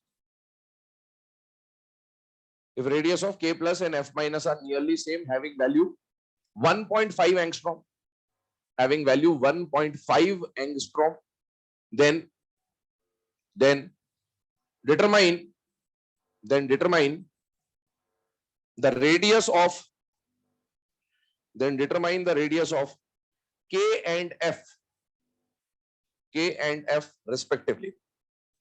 तो आपको ionic radius दे रखा है और उनका atomic radius निकालने को बोला गया है। ऑप्शंस लिखेंगे, पहला option 1.25, 1.75 angstrom, 1.25, 1.75 angstrom. Second option लिखिए 1.75, 1.25 एंगस्ट्रॉम, 1.75, 1.25 एंगस्ट्रॉम। तीसरा ऑप्शन लिखे 1.75, 1.5 एंगस्ट्रॉम, और लास्ट ऑप्शन लिखे 1.5, 1.75 angstrom. Correct option is second. क्यों सेकंड सही है आप देख सकते हैं बेटा, K प्लस आपको दे रखा, ध्यान से देखिएगा, Na प्लस के हिसाब से समझ लेते हैं। K प्लस का साइज आपको कितना दे रखा, 1.5, और आपसे पूछा K का साइज बताइए, तो भाई इसका साइज क्या होता है, छोटा, तो इसका साइज क्या होगा, बड़ा। तो 1.5 से बड़ी वाली जो वैल्यू आपको ऑप्शन में दे रखी है वो क्या दे रखी है, 1.7। तो K का वैल्यू कितना हो जाएगा, 1.75। इस Cl माइनस को थोड़ी देर के लिए F मान ले, तो एफ माइनस का जो साइज है वो बड़ा होता है और उसकी वैल्यू आपको क्या दे रखी है 1.5। तो एफ का जो साइज होगा वो छोटा होगा और 1.5 से छोटा ऑप्शन कौन सा बेटा 1.25। तो करेक्ट ऑप्शन हो जाएगा 1.75 कॉमा 1.25 रेस्पेक्टिवली आंसर आ जाएगा। चलिए इसके बाद अब हम लोग बात करते हैं about factors affecting atomic radius. Factors affecting atomic radius, factors जो हम लोग पढ़ने वाले बेटे वो उन्हीं 6 टाइप के क्वेश्चंस को दिमाग में रखते हुए हम लोग पढ़ने वाले हैं। 6 के 6 टाइप में से ध्यान सुनना, जब भी हम फैक्टर्स पढ़ेंगे चाहे वो रेडियस में पढ़ रहे हो, चाहे इसके बाद आईई में पढ़ेंगे, चाहे ईए में पढ़ेंगे, चाहे ईएन में पढ़ेंगे, उन 6 टाइप में से 4 टाइप के क्वेश्चन फैक्टर्स में ही हो जाएंगे। हम लोग लेफ्ट टू राइट का फैक्टर में ही लिख लेंगे, टॉप टू बॉटम का फैक्टर में ही लिख लेंगे, आइसो इलेक्ट्रॉनिक और डिफरेंट स्पीशीज में आपको पहले ही बता दूंगा वही जेड इफेक्टिव आएगा। बाकी जो दो एडजेसेंट पीरियड, दो एडजेसेंट ग्रुप की कहानी होगी और या फिर रैंडम वाली कहानी होगी वो हम लोग फैक्टर में नहीं लिखेंगे, उसको हम लोग जब क्वेश्चन सॉल्व करेंगे इस टॉपिक के वहां पर हम उसको इंक्लूड करेंगे। तो 6 में से 4 टाइप के क्वेश्चन को तो यहीं पर आप समझ ले रहे होंगे कि कैसे अप्रोच करना होता है। आइए पहला जो फैक्टर है, हम लोग को जब भी इना पीरियड क्वेश्चन सॉल्व करना होगा बेटा, तो इना पीरियड कल हमने एक टॉपिक पढ़ा था जेड इफेक्टिव और हमने बोला था कि जेड इफेक्टिव का पीरियड में बहुत ज्यादा रोल होता है, जबकि down the group Z effective Slater rule के अकॉर्डिंगली कांस्टेंट हो जाता है। इसलिए डाउन द ग्रुप आप जेड इफेक्टिव यूज नहीं कर सकते, लेकिन left to right Z effective एक डोमिनेटिंग फैक्टर की तरह काम करता है। और इसीलिए इना पीरियड हम हमेशा जो फैक्टर यूज करेंगे, चाहे वो रेडियस हो, चाहे वो आई पढ़े, चाहे ईए पढ़े, चाहे ईएन पढ़े, जेड इफेक्टिव तो होगा ही होगा। अब एक बात बताइए, लेफ्ट टू राइट जा रहे हैं पीरियड में, तो लेफ्ट टू राइट जाने पर जेड इफेक्टिव क्या होगा बेटा, बढ़ेगा। और जेड इफेक्टिव बढ़ने का मतलब है न्यूक्लियस का आउटर मोस्ट शेल में अट्रैक्शन बढ़ेगा। और अगर अट्रैक्शन बढ़ेगा, कहां गया वो, अट्रैक्शन बढ़ेगा तो आउटर मोस्ट शेल पास आएगा कि दूर जाएगा, पास आएगा। तो पास आएगा इसका मतलब क्या हो जाएगा, एटॉमिक रेडियस कम हो जाएगा। तो यहां पर एटॉमिक रेडियस जो है वो कम हो जाएगा। इससे आप रिलेशन देखिएगा, क्या रिलेशन मिल रहा है, जेड इफेक्टिव और एटॉमिक रेडियस डायरेक्टली है या इनवर्सली है बेटा, इनवर्स। यहां पर भी यही बात देखी थी हम लोगों ने कि जेड इफेक्टिव और साइज कैसे मिलते हैं बेटा, आपको इनवर्स। आइए सेकंड फैक्टर की तरफ चलते हैं। सेकंड फैक्टर कौन सा आता है, second factor is number of shells. ये जो नंबर ऑफ शेल्स वाला फैक्टर है इसको आप कहां पर लगाएंगे बेटा, इन अ ग्रुप। ग्रुप में नीचे जाने पर जेड इफेक्टिव नहीं लगा सकते। क्यों नहीं लगा सकते, क्योंकि स्लेटर के हिसाब से जेड इफेक्टिव अप्रोक्सीमेटली क्या हो जाएगा, कांस्टेंट। और हमें वेरिएशन समझना है, तो वेरिएशन में जिस फैक्टर को आप ले रहे हो अगर वही कांस्टेंट है तो वेरिएशन समझ नहीं पाएंगे। और इसीलिए डाउन द ग्रुप के लिए हम लोग एक वेरिएबल फैक्टर लेते हैं और वो वेरिएबल फैक्टर क्या होता है बेटा, नंबर ऑफ शेल। हम लोग ये जानते हैं कि जब हम डाउन द ग्रुप जा रहे होंगे तो ध्यान सुनना, जैसे लिखा hydrogen, lithium, sodium, potassium, rubidium, caesium, ये कौन से पीरियड का एलिमेंट है बेटा, फर्स्ट। ये कौन से पीरियड का सेकंड। ये कौन से पीरियड का बेटा, थर्ड। ये आ गया fourth period. Period number is always equal to the outermost shell number n। अगर किसी का पीरियड नंबर 1 है इसका मतलब इसमें आउटर मोस्ट शेल कितना होगा, 1 होगा। किसी का पीरियड नंबर 2 है मतलब इसमें आउटर मोस्ट शेल कितने होंगे, 2 होंगे। किसी का पीरियड 3 है मतलब इसमें आउटर मोस्ट शेल कितने होंगे, 3 होंगे। और हम समझ सकते हैं जैसे जैसे एक एक्स्ट्रा शेल ऐड होता जाएगा रेडियस क्या होना चाहिए बेटा, बढ़ना चाहिए। क्योंकि जो नया शेल आएगा वो ऑब्वियसली पुराने शेल से आगे आएगा, बाहर की तरफ आएगा। तो आप देख सकते हैं जब टॉप टू बॉटम आप जा रहे होंगे तो टॉप टू बॉटम जाने पर नंबर ऑफ शेल्स बढ़ रहे होंगे। और नंबर ऑफ शेल्स बढ़ने का सीधा सीधा मतलब ये है कि एटॉमिक रेडियस क्या होना चाहिए, बढ़ना चाहिए। ये जो फैक्टर अभी आपको लिखाया गया इसके बारे में ध्यान सुनना। जब हम डाउन द ग्रुप सॉल्व करेंगे, आज तो नहीं पहुंच पाएंगे वहां तक, कल पहुंचेंगे, तो जब हम डाउन द ग्रुप सॉल्व करेंगे तो वहां पर 2 तरह के केसेस बनेंगे, एक कॉन्ट्रैक्शन वाले ग्रुप्स और एक विदाउट कॉन्ट्रैक्शन वाले ग्रुप्स। जो विदाउट कॉन्ट्रैक्शन वाले ग्रुप है वहां पर तो ये बहुत अच्छी तरीके से होल्ड कर रहा होगा, लेकिन जहां पर कॉन्ट्रैक्शन होता होगा वहां पर आप जानते हैं कि अप्रोक्सीमेटली साइज क्या हो जाते हैं, बराबर। तो वहां पर ये कई जगह पर जाके दिक्कत देगा। लेकिन हाँ, अभी एक जनरल फैक्टर समझ रहे हैं हम लोग कि ऐसा होता है कि जैसे जैसे नंबर ऑफ शेल्स बढ़ेंगे एटॉमिक रेडियस बढ़ेगा। ये पहली बात। दूसरी बात सुनिए, ये फैक्टर कहां लगाना है, इन a group. In a group लिखा गया है मतलब स्ट्रिक्टली इन अ ग्रुप ही लगाना है। अपना दिमाग नहीं लगाना कि आपको एग्जाम में ऐसा आया कि इधर लिथियम दिया, इधर एस्टेटीन दिया, तो आपने बोला कि सर लिथियम तो सेकेंड पीरियड का एलिमेंट है तो इसमें कितने शेल है, 2। सर एस्टेटीन तो सिक्स्थ पीरियड का एलिमेंट है, इसमें कितने शेल है, 6। तो सर इसके शेल तो ज्यादा है, इसका साइज बड़ा कर। क्या ये दोनों सेम ग्रुप के एलिमेंट है या नहीं है, नहीं है। अगर एलिमेंट सेम ग्रुप के नहीं है फिर ये मत लगाना, क्योंकि ये फैक्टर आपको कहां लगाना है, केवल इन अ ग्रुप ही लगाना है। आप दूसरी जगह लगाओगे खेल खत्म हो जाएगा, ये बात ध्यान रखना। ये जब ऐसे क्वेश्चन आएंगे ये रैंडम क्वेश्चन, ये सेम ग्रुप का नहीं है।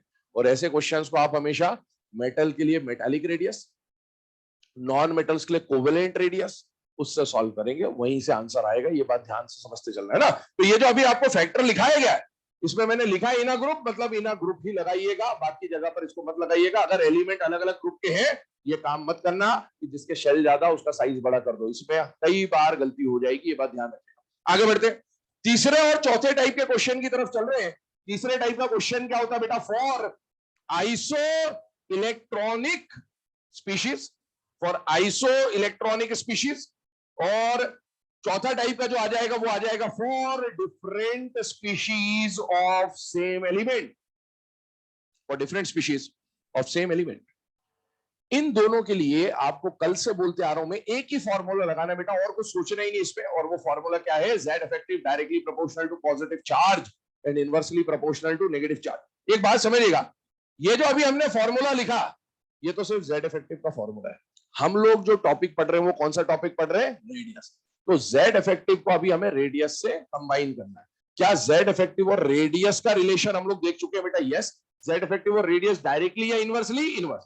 तो यहां पर अगर Z इफेक्टिव न्यूमरेटर की तरफ आ रहा है, ऊपर की तरफ आ रहा है, तो यहां पर एटॉमिक रेडियस का आ जाएगा नीचे की तरफ। मतलब अब इन दोनों के लिए जब भी रेडियस कंपेयर करना होगा, ये फैक्टर आपके सामने बन के आ गया। और इसको आप थोड़ा सा केटाइन एनायन से भी कंपेयर कर सकते हैं।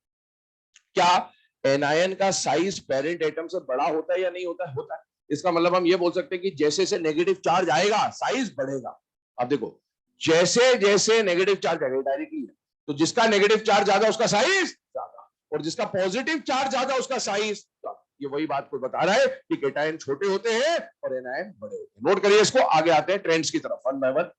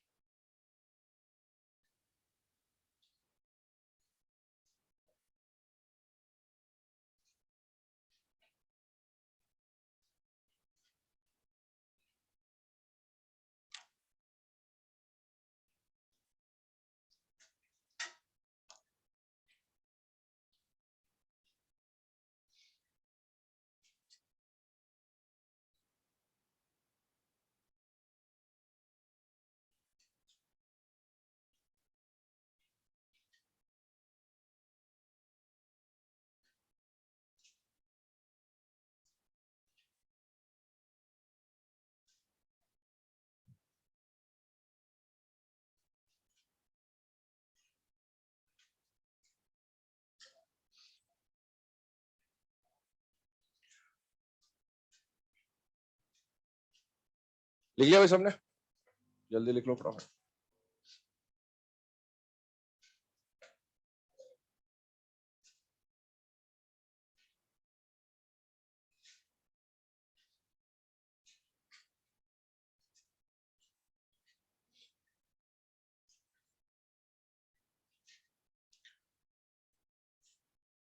चलो बेटा, है ना?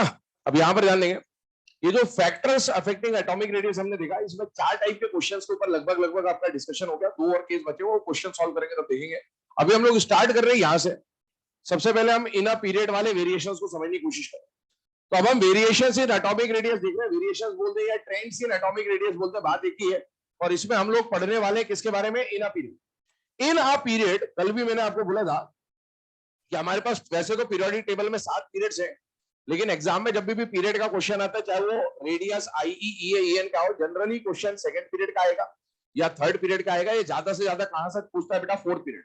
फोर्थ पीरियड में भी क्यों जाता है? डी ब्लॉक की वजह से जाता है, 3D सीरीज को पूछने की वजह से जाता है। तो हम अभी इसको सेकंड और थर्ड पीरियड पहले हम लोग समझ रहे हैं, और सेकंड और थर्ड पीरियड समझने का मतलब है हम लोग कौन से ब्लॉक की बात कर रहे हैं बेटा, एस एंड पी ब्लॉक। फिर डी ब्लॉक में हम लोग 3D सीरीज पढ़ेंगे, और एफ ब्लॉक का भी 4F का सीरीज एनसीईआरटी में गिवन है एफ ब्लॉक के अंदर, तो वो भी हम लोग डिस्कस कर रहे होंगे। पर पहले हम लोग एस और पी ब्लॉक में सेकंड और थर्ड पीरियड के ऊपर डिस्कशन करने वाले हैं, ध्यान से देखिए। हम लोग आ रहे हैं सेकंड पीरियड की तरफ। आई होप साइज का ऑर्डर वेरिएशन आप लोगों को पता भी होगा क्या होता है, लेकिन जो सॉल्व करने का तरीका होता है वो एक्चुअल में गलत होता है। आपको ये पता है कि लेफ्ट टू राइट कौन सा फैक्टर लगाते हैं, जेड। अब बताइए लेफ्ट टू राइट जाने पर जेड इफेक्टिव क्या होता है बेटा, बढ़ता है।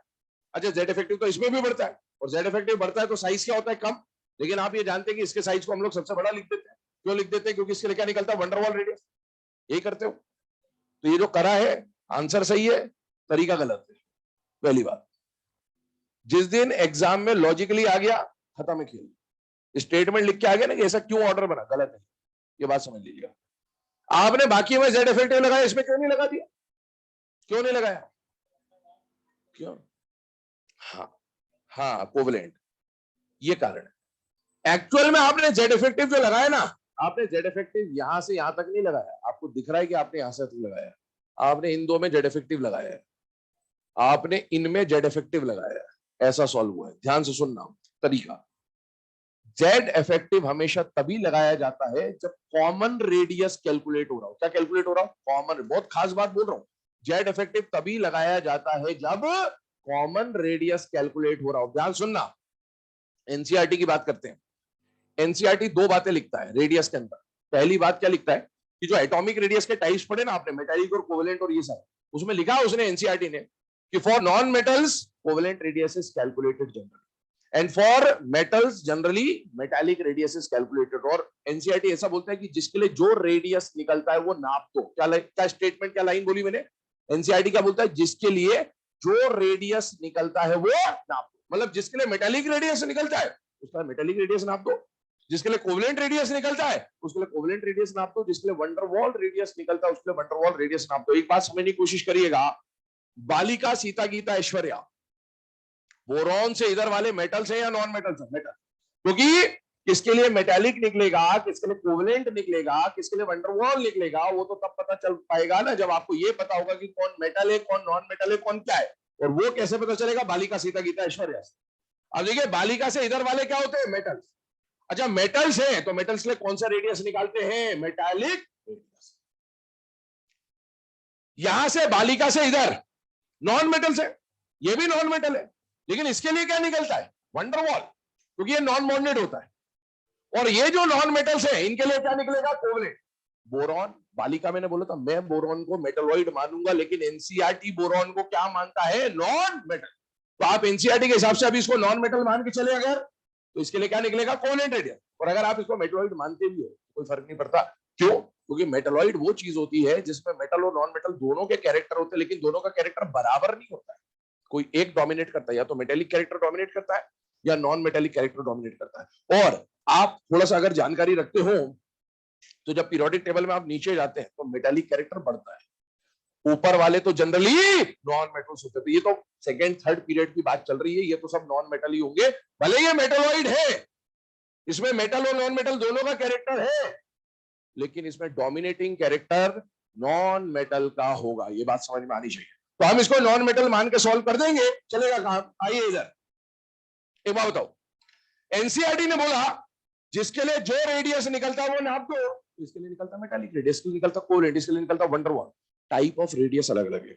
और जेड इफेक्टिव हमेशा कॉमन रेडियस में लगाया जाता है। ऐसा नहीं कि भाई इसके साथ इसको नाप रहे और जेड इफेक्टिव लगा दो, गलत है। आप एक बात बताओ, तीनों टाइप के रेडियस में से सबसे बड़ा रेडियस कौन होता है, वंडरवॉल। क्या ये वंडरवॉल रेडियस दोनों से बड़ा होगा, यस, दोनों से बड़ा है।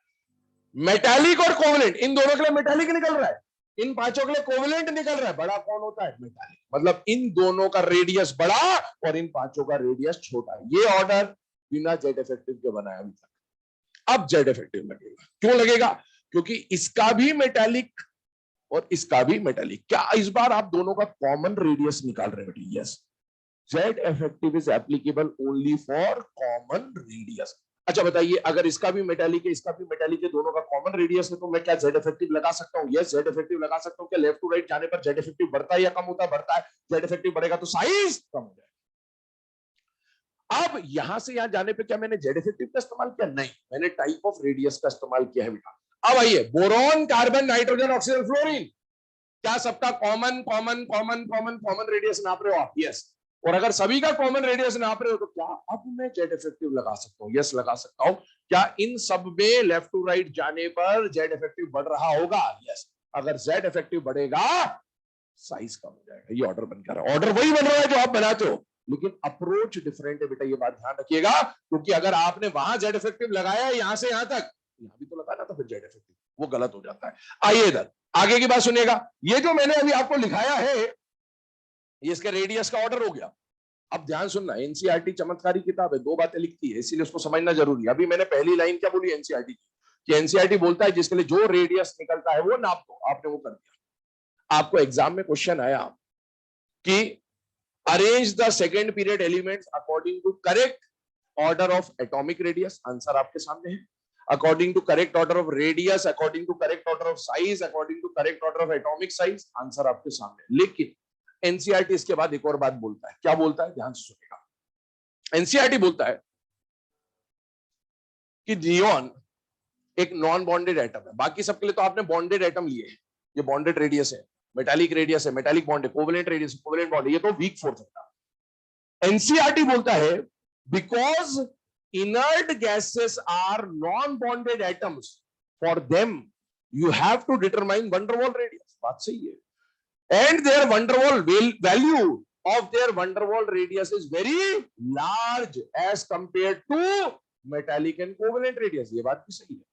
Therefore van der Waals radius of inert gas should not be compared with covalent or metallic radius of other element, but it should be compared with van der Waals radius of other elements.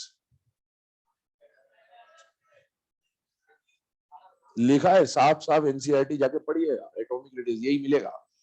क्या मतलब हुआ? ध्यान सुनिए, NCERT ने दो बातें करी, दोनों उल्टी बात करी। पहला उसने क्या बोला, जिसके लिए जो निकलता है वो नाप दो, अपन ने नाप दिया, ऑर्डर बना दिया, यही पढ़ते हो आप। उसके बाद एनसीईआरटी लिखता है ये जो नियॉन है ना, नियॉन, ये जो इनर्ट गैस होती है, ये नॉन बॉन्डेड होती है। अब जब ये नॉन बॉन्डेड होती है तो इसके लिए जो आप रेडियस नापोगे वो तो van der Waals रेडियस नापोगे, बिल्कुल सही बात है। और जो van der Waals रेडियस नापोगे, नॉन बॉन्डेड है तो इंटरन्यूक्लियर डिस्टेंस बड़ा आएगा, मतलब इसका रेडियस बहुत बड़ा आएगा बाकियों से। हाँ बिल्कुल सही बात है। तो जब इसका रेडियस बहुत बड़ा आएगा तो इसके रेडियस को, van der Waals रेडियस को बाकियों के मेटेलिक और कोवेलेंट के साथ नहीं नापना है, उसको बाकियों के भी van der Waals रेडियस के साथ नापा जाना चाहिए। इसका मतलब वो क्या कहना चाह रहा है? वो ये कहना चाह रहा है कि सभी का कॉमन रेडियस नापो।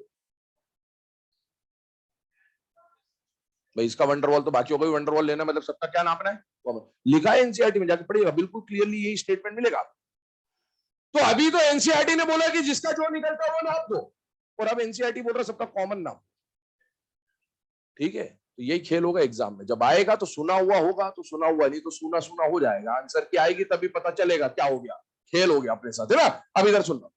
तो सर एग्जाम में आए तो क्या मानना है? जिसका जो आता है वो नापना है कि कॉमन नापना है? आपको जिसका जो नापता है वही नापना है। सुनना मेरी बात, पर कंडीशन समझिएगा, कंडीशन समझिएगा। अगर आपको एग्जाम में डायरेक्टली लिख के ना दे कि सबका कॉमन नापो, तो आप हमेशा वही मान के चलेंगे कि जिसके लिए जो निकलता है वही नापना है। लेकिन अगर आपसे एग्जाम में बोल दे कि सेकेंड पीरियड के लिए क्या नाप दो बेटा, कॉमन रेडियस। कॉमन रेडियस कहने का मतलब, अब लिख के देगा, स्टेटमेंट आपको जज करना आना चाहिए कि कॉमन बोल रहा है। ऐसा बोल दे कि for all the element determine the order of same type of radius, या कॉमन टाइप ऑफ रेडियस, या for all the element of second period determine the order of metallic radius, मतलब सबका मेटालिक बोल रहा है, या determine the type of covalent radius for all the element, या determine the van der Waals radius of all the element. मतलब क्या कह रहा है? सबके लिए कॉमन रेडियस बोला। कॉमन में वो सबका मेटालिक भी पूछ सकता है, सबका कोवेलेंट भी पूछ सकता है, सबका van der Waals भी पूछ सकता है। लेकिन एनसीईआरटी van der Waals बोलता है, इसीलिए मैं van der Waals की बात कर रहा हूं। लेकिन आने को कुछ भी आ सकता है, तीनों में से कोई भी कॉमन पूछ सकता है, हालांकि आंसर वही होगा। हमने van der Waals लिया। अब मैं सबका van der Waals नापने वाला और सबका van der Waals नापने वाला हूं, तो ध्यान से सुनिएगा और समझिएगा इस बात को। Lithium, beryllium, boron, carbon, nitrogen, oxygen, fluorine, Leon, क्या इस बार डिफरेंट टाइप ऑफ रेडियस नापा जा रहा है या कॉमन रेडियस नापा जा रहा है? कॉमन। और जब कॉमन रेडियस नापोगे तो एक ही फैक्टर काम में आएगा, वो क्या है? Z effective. Z effective is always used only for common type of radius. यहां से लेकर यहां तक सबका कॉमन नाप रहे हो, सब पे जेड इफेक्टिव लगेगा। और सब पे जेड इफेक्टिव लगेगा तो क्या जेड इफेक्टिव कल हमने पढ़ा था लगातार बढ़ता है कि नहीं बढ़ता? बेटा बढ़ता है। और लगातार बढ़ता है तो लगातार साइज कम होगा। दोनों ऑर्डर में सिर्फ ये यहां से यहां तक का ऑर्डर दोनों में सेम है, फर्क यहां है बस।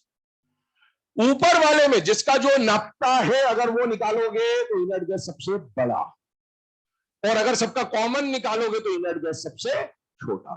जब तक आपको एग्जाम में कॉमन ना बोल दे कि सबका सेम टाइप का या कॉमन रेडियस निकालो, आपको इसको नहीं लगाना है। आपको हमेशा प्रायोरिटी किसको देनी है? इसी को प्रायोरिटी देनी है। लेकिन अगर क्वेश्चन में स्पेसिफिकली लिख के आ जाए सबके लिए कॉमन रेडियस निकालो, तब आपको इसको फॉलो करना ही पड़ेगा। ये बात समझ में आ जानी चाहिए। ठीक है, आगे बढ़ते। सेकेंड पीरियड के बाद थर्ड पीरियड। अब आप बताएंगे बेटा, है ना, 2 मिनट पे ध्यान दीजिएगा। आप लिखने ज्यादा समझने पे फोकस करें क्योंकि ये लाइनें हैं और लाइनों में खेल होगा आपके साथ। Phosphorus, sulphur, chlorine, argon. बताइए, अभी हम इनके लिए निकाल रहे हैं एटॉमिक रेडियस। एटॉमिक रेडियस क्या? मैंने अभी आपको कुछ कॉमन वॉमन कुछ बोला गया? नहीं बोला? नहीं बोला। अगर मैं एटॉमिक रेडियस की बात कर रहा हूं, मैंने कॉमन वॉमन कोई भी टर्म यूज नहीं करा। इसका मतलब क्या है? जिसके लिए जो निकलता है वो नाप दो। अच्छा, इसमें से पहले तो पहचानो कि मेटल, मेटलॉइड, नॉन मेटल कौन है? बालिका, सीता। इसके इधर वाले मेटल्स, इनके लिए क्या निकलेगा? Metallic radius. ये क्या हो जाएंगे? Non metals. और इसके, ये भी नॉन मेटल है लेकिन इसके लिए निकलता क्या है? वंडर। और सिलिकॉन मेटलॉइड है, लेकिन अभी मैंने कहानी बताई थी कि ऊपर वाले नॉन मेटालिक ज्यादा होते हैं, तो इसको भी आप नॉन मेटल में कंसीडर कर लेंगे। सब नॉन मेटल हो गए। अब बताइए, मेटल्स के लिए मेटालिक रेडियस, नॉन मेटल्स के लिए कोवेलेंट रेडियस, और उसके लिए वंडरवॉल रेडियस। तीनों टाइप ऑफ रेडियस में सबसे बड़ा रेडियस कौन होगा? वंडरवॉल। क्या दोनों से बड़ा होगा? यस। मेटालिक और कोवेलेंट में बड़ा कौन होगा? मेटालिक। और अब क्या मैं मेटालिक मेटालिक मेटालिक कंपेयर कर रहा हूं? यस। क्या मैं कॉमन कॉमन कॉमन कंपेयर कर रहा हूं? यस, जेड इफेक्टिव लगेगा। क्या मैं common common common common compare कर रहा हूं? जेड इफेक्टिव लगेगा। ये ऑर्डर बन के आ जाता है। और अगर आपको एग्जाम में बोल दिया कि पूरे थर्ड पीरियड का कॉमन रेडियस नाप दो, या सभी के लिए कोवेलेंट, या सभी के लिए वंडरवॉल, या सभी के लिए मेटालिक नाप दो, तो फिर एक ही फैक्टर काम में आएगा। वो क्या आएगा? Z effective. लगातार साइज क्या हो जाएगा? कम हो जाएगा। नोट करें से।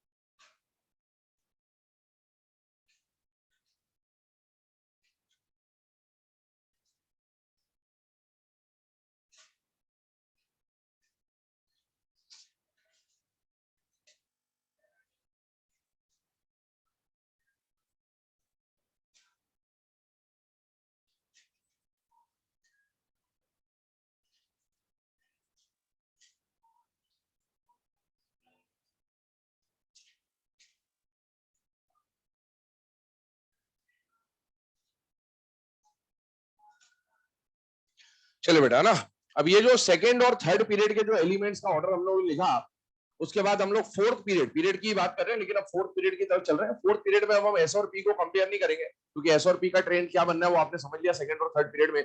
हम फोर्थ पीरियड में कंसिडर कर रहे होंगे केवल एक सीरीज को, और वो कौन सी सीरीज है बेटा? 3D series. ध्यान सुनना पहले बात। अभी हम लोग एस और पी की बात कर चुके हैं। एस और पी में अगर फोर्थ पीरियड आ जाए, फोर्थ पीरियड का एस और पी आए, ऑर्डर ऐसे ही बनाना, फिफ्थ का एस और पी आए यही ऑर्डर बनेगा, सिक्स का एस और पी आए यही ऑर्डर बनेगा, आएगा नहीं हालांकि वहां तक। अब आपको अगर डी ब्लॉक का क्वेश्चन आता है, तो डी ब्लॉक में बेटा आपके पास 3D सीरीज है, 4D सीरीज है, 5D सीरीज है और 6D सीरीज है। ध्यान सुनते जाना, एनसीईआरटी में कहां कहां क्या क्या कितना कितना दे रखा, अपन उसी की बात कर रहे हैं। उन 3D 4D 5D 6D में से एनसीईआरटी में एक 3D 4D और 5D का ग्राफ दिया हुआ है साइज का। वो ग्राफ अभी मैं डिस्कस करूंगा, पर आज अभी वहां तक नहीं पहुंच पाएंगे, कल ही पहुंच पाएंगे वहां तक। एक ग्राफ दिया हुआ और ग्राफ में वैल्यू वैल्यू नहीं दे रखी, सिर्फ ग्राफ बना रखा, प्लॉट कर रखा है ना, खत्म बात। और वैल्यू जो दे रखी है स्पेसिफिकली, वो केवल 3D की दे रखी है। किसकी दे रखी है? 3D। तो एग्जाम में जब आपको क्वेश्चन आएगा डी ब्लॉक में लेफ्ट टू राइट का, तो वो दो तरह का क्वेश्चन हो सकता है। एक तो ये ग्राफ पूछ सकता है, जिसको हम डिस्कस करेंगे आने वाले लेक्चर में, और एक हो सकता है वैल्यू बेस्ड। और वो वैल्यू बेस्ड जो क्वेश्चन बनेगा वो किसके लिए बनेगा? केवल 3D के लिए, क्योंकि एनसीईआरटी में केवल 3D की ही वैल्यू दे रखी, 4D 5D 6D की वैल्यू नहीं दे रखी। अब उस पर बात करते हैं और समझना ध्यान से। सर यहां पर डी ब्लॉक में 3D सीरीज में आपने दो टाइप के रेडियस लिखे, एक तो कोवेलेंट और एक मेटालिक। दोनों पे डिस्कशन करना है क्या? बिल्कुल दोनों पे करना है। सब दोनों में से प्रायोरिटी किसको देनी है? प्रायोरिटी देनी है आपको मेटालिक रेडियस को। किसको प्रायोरिटी देनी है? मेटालिक रेडियस को। क्यों देनी है? क्योंकि एनसीईआरटी ने जो वैल्यू दे रखी है वो मेटालिक रेडियस की दे रखी है।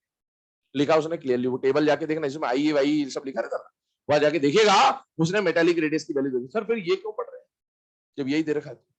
और इसको प्रायोरिटी देने का दूसरा कारण भी क्या है? जिसके लिए जो निकलता है वो नाप दो।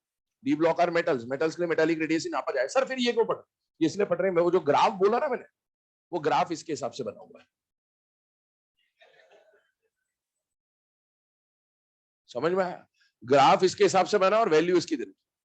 तो जब ग्राफ की बात आएगी तो यही बचाएगा।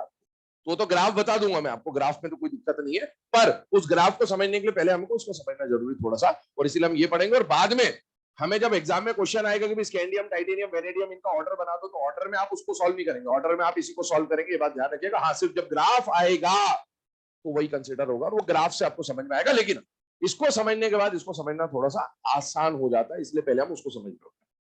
आइए यहां पर एक पॉइंट में यहां पर बता रहा हूं, पहले इसका ऑर्डर देख लेते हैं क्या होता है, फिर उसके ऊपर बात करेंगे क्यों ऐसा हो रहा है।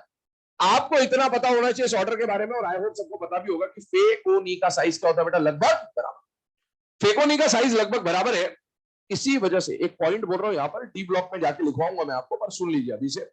डी ब्लॉक में एक लाइन लिखी होती है कि D block element show vertical similarity as well as horizontal similarity. ये लिखा है एनसीईआरटी ने। क्या क्या लिखा है? Vertical similarity as well as horizontal similarity. Vertical similarity तो हर कोई दिखाता है, क्योंकि ग्रुप में उन्हीं एलिमेंट्स को रखा जाता है जिनकी प्रॉपर्टी क्या होती है इससे, इसको बोलते हैं वर्टिकल सिमिलैरिटी। वो तो हर जगह, वो डी ब्लॉक क्या, वो इस ब्लॉक में भी है, वो पी ब्लॉक में। लेकिन डी ब्लॉक में हॉरिजॉन्टल सिमिलैरिटी देखी जाती है। हॉरिजॉन्टल सिमिलैरिटी का मतलब क्या? प्रॉपर्टीज पीरियड में भी लगभग लगभग सेम है। इन तीनों की बहुत सारी प्रॉपर्टी आपस में सेम मिलती। क्यों मिलती? क्योंकि इनका साइज लगभग लगभग लगभग क्या होता है? बराबर। और इनका साइज अगर लगभग बराबर है तो उसके कुछ क्या क्या पॉइंट्स आ सकते हो समझिए। ये तीनों अमलगम नहीं बनाते। आपको अगर चीजें पता हो तो बता दे रहा हूं, नहीं पता है तो पढ़ोगे आगे जाके। ये तीनों अमलगम नहीं बनाते। कारण यही है कि इनका तीनों का साइज अमलगम में मरकरी के साइज से कंपेयर नहीं होता है, और ये तीनों एक जैसे साइज के होते हैं। तीनों से बढ़िया मैग्नेट बनती है, परमानेंट मैग्नेट। बहुत सारी प्रॉपर्टी इनकी सेम है, ये इनकी सिमिलैरिटी है। तो उस सबका रीजन यही है कि इनके साइज ऑलमोस्ट कंपेरेबल होते हैं, एक दूसरे के लैटिस में बहुत बढ़िया तरीके से फिट हो जाते हैं, सब्स्टिट्यूट हो जाते हैं, क्योंकि साइज बराबर है। एक को हटाया दूसरे को लगाया, कोई फर्क नहीं पड़ रहा, क्योंकि साइज बराबर है। अब आइए, इससे पहले क्या हो रहा है? इन तीनों का साइज बराबर कर दिया फेकोनी का। इससे पहले आप बताइए, आप left to right in a period move कर रहे हैं या नहीं कर रहे हैं? बेटा कर रहे हैं। Left to right in a period जाने पर कौन सा फैक्टर काम में आने वाला है? Z effect. अभी आप सबका कॉमन रेडियस नाप रहे हो, सबका covalent covalent covalent covalent covalent, या सबका metallic metallic metallic metallic metallic. जब सबका कॉमन रेडियस नापते तो एक ही फैक्टर काम में आता है, लेफ्ट टू राइट। वो कौन होता है? Z effective. चलिए, Z effective left to right बढ़ता है, भले कम बढ़ता है या ज्यादा बढ़ता है, बढ़ता तो है। अगर जेड इफेक्टिव बढ़ रहा है, साइज कम हो जाएगा। ठीक है सर, मान लिया जेड इफेक्टिव बढ़ रहा है, साइज कम हो गया, जेड इफेक्टिव डोमिनेट बोल देते हैं इसको। यहां तक हो गया। सर यहां पर क्या हो गया फिर? तो यहां पर ऐसा बोल दिया जाता है कि जेड इफेक्टिव का डोमिनेशन और सिग्मा का डोमिनेशन लगभग बराबर। और फिर यहां पर क्या हो गया? तो यहां पर साइज का ऑर्डर उल्टा हो जाता है। तो आप देखो, इससे याद रखना है आप, इन दोनों का साइज बराबर, इससे पहले नॉर्मल ट्रेंड आएगा कम होता हुआ और उसके बाद में क्या हो जाएगा? बढ़ जाएगा। इसके लिए क्या बोल देते हैं? सिग्मा डोमिनेट कर जाता है। सर ये क्या खिचड़ी बन रही है यहाँ पर? कभी ये डोमिनेट कर रहा है, कभी ये डोमिनेट कर रहा है। क्या डोमिनेट कर रहा है? ऑर्डर याद ही होना चाहिए। पहली बात, समझ हम लेते हैं पर समझने के बाद भी आपको याद तो रखना ही पड़ेगा। ये बात, ये ऑर्डर जो आया फेकोनी बराबर, उससे पहले कम, उसके बाद बढ़ गया। पर ऐसा हुआ क्यों? सर ये क्या कहना चाहते? और सर कल तो आपने 3D सीरीज के लिए लिखवाया था जेड इफेक्टिव में कि एस और पी ब्लॉक एलिमेंट्स में लेफ्ट टू राइट जाने पर जेड इफेक्टिव, जेड भी बढ़ता था, जेड इफेक्टिव भी बढ़ता था, सिग्मा भी बढ़ता था। पर आपने बोला था जेड इफेक्टिव ज्यादा बढ़ता है 0.65 से 65% से, और सिग्मा बढ़ता है 35% से। बिल्कुल ठीक बात है। और आपने 3D में आपने ही लिखाया था कि जेड भी बढ़ता है, सिग्मा भी बढ़ता है, जेड इफेक्टिव भी बढ़ता है। बिल्कुल। लेकिन आपने ये भी बोला था कि सिग्मा 0.85 से बढ़ता है और जेड इफेक्टिव 0.15 से बढ़ता है। बोला था, ठीक है। तो सर उसके हिसाब से अगर हम चले तो सर यहां से तो सिग्मा 0.85 से बढ़ने लगता है और जेड इफेक्टिव कितने से बढ़ता? 0.15 से।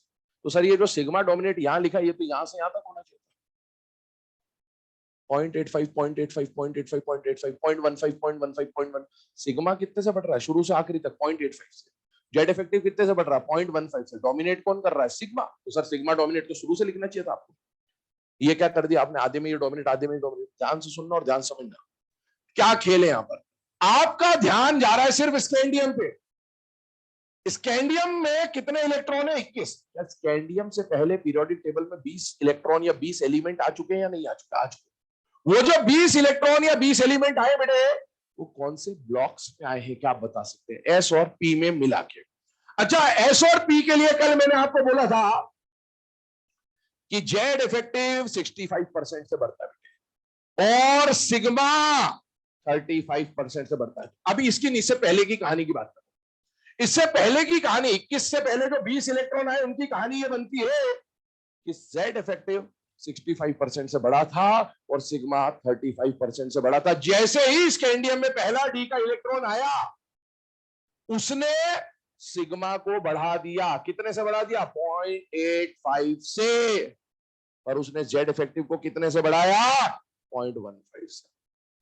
21वां इलेक्ट्रॉन आने पे ये डोमिनेट किया। लेकिन पिछले जो 20 इलेक्ट्रॉन या 20 एलिमेंट की कहानी है, वो इतनी भारी है कि अभी भी दोनों में आपको क्या दिख रहा है? कौन डोमिनेट करेगा?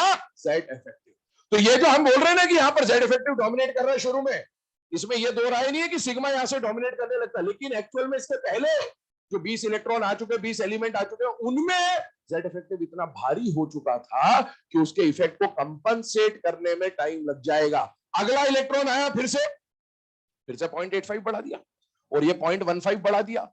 अभी भी आप देखो कौन डोमिनेट करेगा? Z effective. तो ऐसे इलेक्ट्रॉन बढ़ते जाएंगे और इलेक्ट्रॉन बढ़ते जाएंगे, ये ऊपर जाते जाएगा, जाते जाएगा, जाते जाएगा, ये 0.15, 15, 15, 15 बढ़ता जाएगा। एक टाइम ऐसा आएगा कि जेड इफेक्टिव और सिग्मा का डोमिनेशन लेवल लगभग बराबर, और उसके बाद ये ऊपर चला जाएगा। तो ये जो कहानी है ना, ये यहां से समझी जाती है कि शुरू के जो 20 इलेक्ट्रॉन है, उनकी वजह से शुरू में कौन डोमिनेट करता है? Z effective. और बाद में कौन डोमिनेट करने लगता है? सिग्मा। ये क्यूमुलेटिव इफेक्ट की वजह से हो रहा है। इसको समझाने का एक और तरीका बताते हैं, वो भी समझ लीजिए। वो तरीका क्या है? ऐसा बोल देते हैं कि भैया डी सबशेल में 5 डब्बे हैं, तो पहले यहां पर 1 2 3 4 5 तक जब आप देखोगे तो सिंगल फिलिंग होगी। सिंगल फिलिंग होगी तो बढ़िया, जेड इफेक्टिव अपना काम कर रहा है। और फिर रिपल्शन से समझाते कि इलेक्ट्रॉन बढ़ेंगे, जब पेयरिंग होगी तो रिपल्शन होगा। तो आप देखिए यहां पर फेकोनी में ये कंडीशन बन गई। अब रिपल्शन थोड़ा सा शुरू हो गया क्योंकि पेयरिंग चालू हुई। पहले जेड इफेक्टिव तगड़ा था क्योंकि सिंगल फिलिंग थी, कोई रिपल्शन नहीं था। लेकिन जैसे ही पेयरिंग स्टार्ट हुई, रिपल्शन लगने लगा, और रिपल्शन लगने लगा तो जितना साइज कम होना चाहिए था रिपल्शन से, उतना साइज बढ़ भी रहा है। तो दोनों लगभग लगभग क्या हो जाएंगे? बराबर। लेकिन जब इनकी भी पेयरिंग होती है तो इनकी पेयरिंग होने की वजह से, बहुत ज्यादा पेयरिंग होने की वजह से, इलेक्ट्रॉन की क्वांटिटी बहुत ज्यादा बढ़ने की वजह से रिपल्शन जो है वो डोमिनेट कर जाता है, और रिपल्शन अगर डोमिनेट कर जाएगा तो साइज बढ़ जाएगा। तो ये मनगढ़ंत कहानी है, मनगढ़ंत कहानी। क्यों? यहां रिपल्शन डोमिनेट कर गया, वहां क्या करा फिर? बहुत आराम से तसल्ली से बताते ही है। यकीन मानिए आपके साथ अगर ऐसा हुआ है तो कट चुका है आपका, है ना। आइए यहां पर, sigma dominate Z effective, dominate Z effective sigma, और सिग्मा डोमिनेट। ये कहानी जो मैंने ग्राफ से बताई आपको, ये इसकी हकीकत है।